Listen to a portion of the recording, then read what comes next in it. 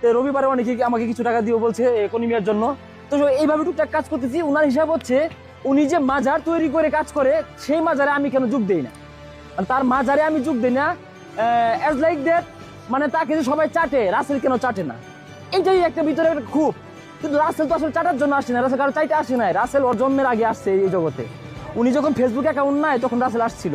তো ভালো কথা চলতেছে, হঠাৎ করে নামাজে পরে দেখি একটা অখাদ্য লাইভে ঢুকে সেরে এই সেই ফকিন্নির বাচ্চা আমার বাবার এনিয়া গালি এই সেই। তা আমি সব স্বাভাবিকভাবে নিলাম। কেন নিলাম? আমি জানি এই ছেলেটা আগে থেকে সাইকো, তো এটা আমি জানি যে সাইকো, যেহেতু এটা বলতেই পারে, সমস্যা নেই, থাক বলুক। তো এইভাবেই উনি আবার নিশাপানিও করে মনে হয়। এর আগেও তো আমি যতদূর জানি নকলাতে মোবাইল টোবাইল চুরি করছে, এটা আমরা শুনছি, কিন্তু কখনো বলি নাই, আজকে বলে দিলাম। মোবাইল চুরি করে ধরা পড়ছিল, ওরা ল্যাংটা করে ফেলাইছিল, এটাও আমরা জানি, কিন্তু কখনো বলি নাই।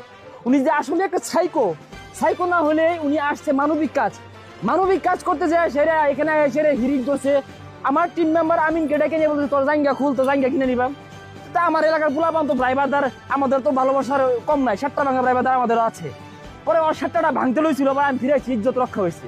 তো চেয়ার নিয়েছিল মারার জন্য, আমি মানে এটা বললাম, পরে না থাকবে, আমরা ড্রাইভারদার এই এলাকায় একটা মানবিক কাজ করতেছি, তোমাকে বিশৃঙ্খলা করে এটা বলে আগে শান্ত করে দিয়েছি। উনি ওইখানে যায় সেটা হুমকি মারতেছে দূর থেকে, রিক মারতেছে, মানে